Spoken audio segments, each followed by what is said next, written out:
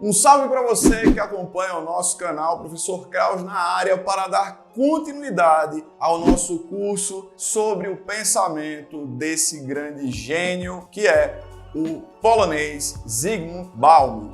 O miserável é um gênio! Nessa nossa aula de hoje, desse vídeo, nós vamos trabalhar o conceito de retrotopia, que, diga-se de passagem, foi ali discutido por Bauman numa obra específica sobre esse assunto e as suas conexões. O Bauman ele pega a retrotopia e vai fazendo os links. Se você não acompanhou o curso como um todo, você pode acompanhar, tá aparecendo aqui um card com a playlist completa com as aulas anteriores. E se você já veio aí acompanhando, você vai ter aí mais um elemento para ampliar a sua visão de mundo. A gente vai trabalhar a retrotopia à luz do Bauman. Pega a visão.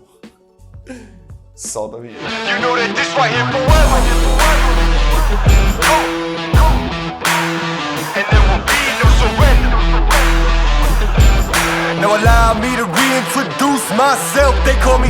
Então, o Bauman, ele compreende que quando nós chegamos aí ao século XX, a nossa grande expectativa, evidentemente, era que o progresso, era que o futuro, era que o avanço da ciência, o avanço da tecnologia fosse proporcionar o melhor dos mundos, a melhor qualidade de vida, uma possibilidade de ter dignidade para todos, prosperidade e riqueza. Só que o tempo foi passando e nós sabemos que o século XX ele foi marcado por guerras, foi marcado por alguns processos revolucionários e a gente teve aí perdas assim pesadas, feridas que ficaram aí na humanidade, que enfim, a gente sabe que ideologias, extremismos, tudo isso acabou marcando muito o século XX. Mas mesmo assim, o que o Bauman vai perceber é que a gente chega no final do século XX e a gente ainda vai nutrindo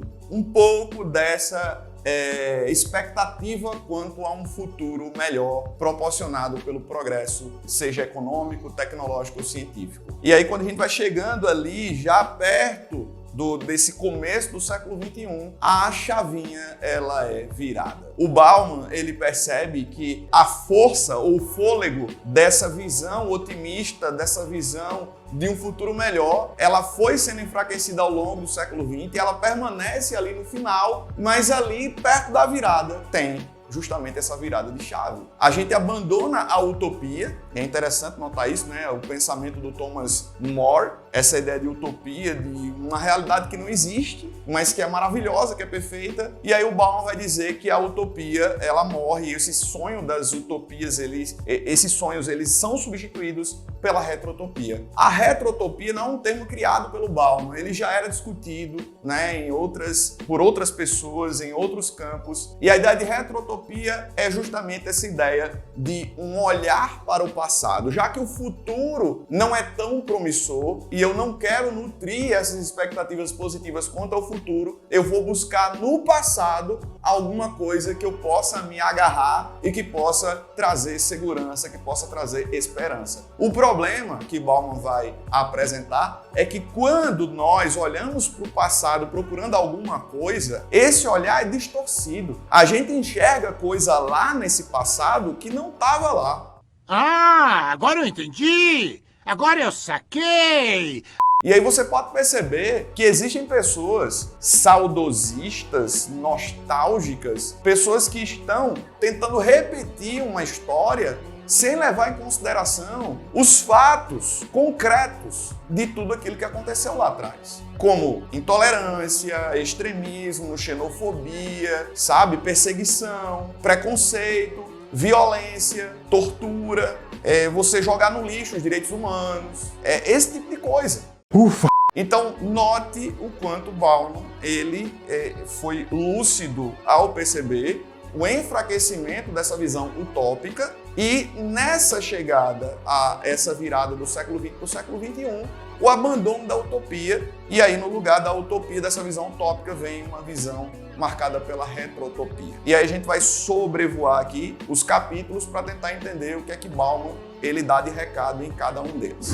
O capítulo 1 é intitulado como uma pergunta, de volta a Hobbes? Por quê? Porque Bauman percebe que nós estamos diante não apenas de uma visão de enfraquecimento do Estado, mas de uma visão de falência do Estado e do divórcio entre política e poder. Na medida em que o Estado, ele deveria ser aquele, por exemplo, que deveria oferecer segurança para nós e ele não consegue cumprir, a gente coloca em xeque justamente essa ideia de quem detém o monopólio dessa violência. Quem é que pode ou quem é que deve usar a violência para proteger quem? E esse é um solo fértil. Colocar esse Estado em xeque é um solo fértil justamente para aquele pensamento hobbesiano de uma guerra de todos contra todos.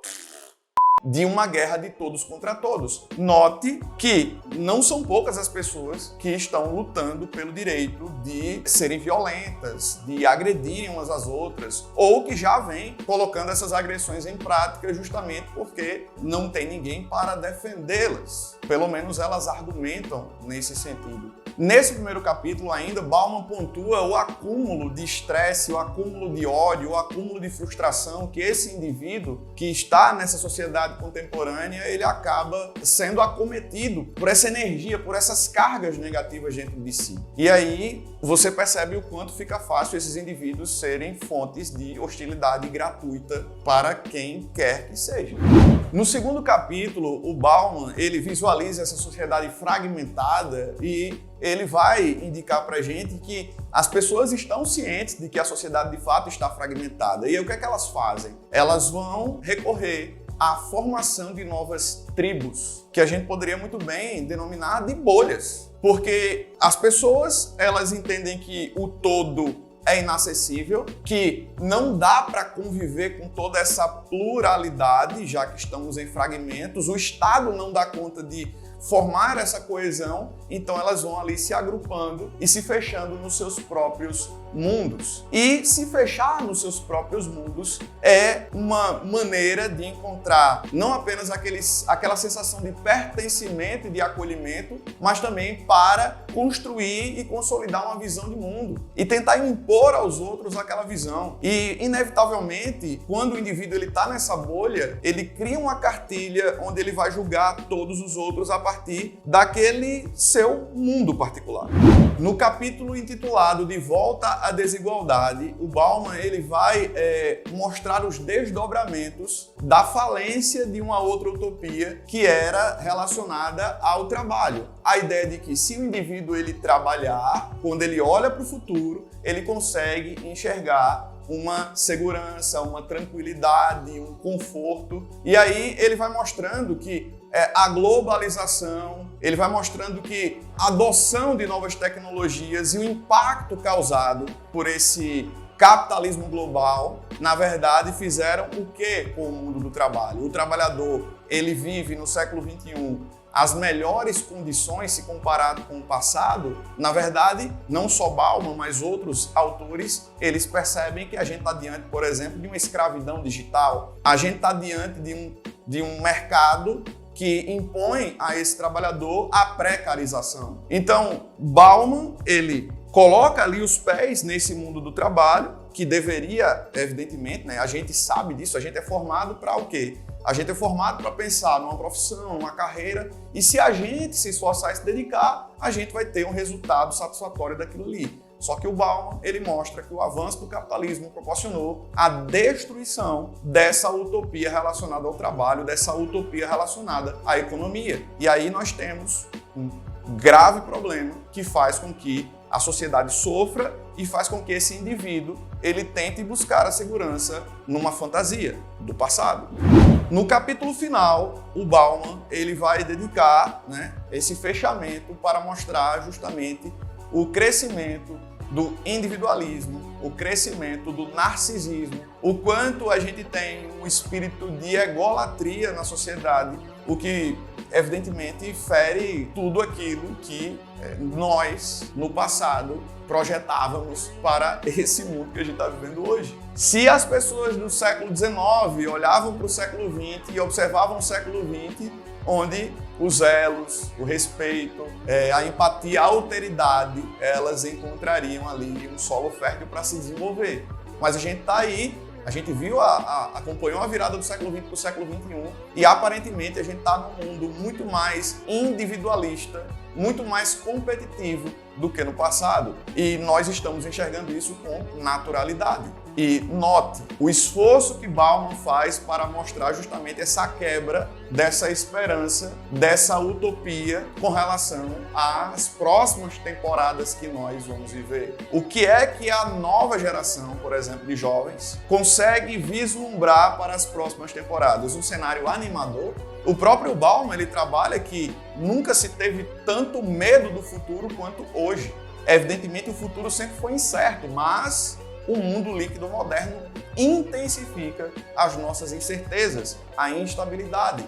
Então, a saída encontrada por muitos é justamente a recorrer a um passado fantasioso, a um passado que é distorcido, que se adeque às suas próprias condições, crenças e preconceitos. Então, é uma reflexão que o Bauman está propondo extremamente necessária. Aqui na descrição você encontra um material em PDF para ajudar você a ter mais referências no entendimento dessa ideia trazida por Bauman, esse trabalho do Bauman, por mais que ele não tenha criado o termo, mas ele traz uma abordagem para lá de peculiar, beleza? Se inscreve no canal, ativa as notificações, deixa o teu feedback, a tua curtida, compartilha esse conteúdo com teu brother, com a tua brother lá que gosta do Bauman, que vai ser muito massa, com a galera da faculdade, a galera da escola. É massa a gente trazer mais pessoas para refletir. Talvez a grande ideia do Bauman, né, ao partilhar, né, das suas visões, das suas reflexões, é justamente atingir a maior quantidade de pessoas possível. E a gente está aqui para entrar nessa onda, beleza? E eu conto com você. Um grande abraço e até a próxima.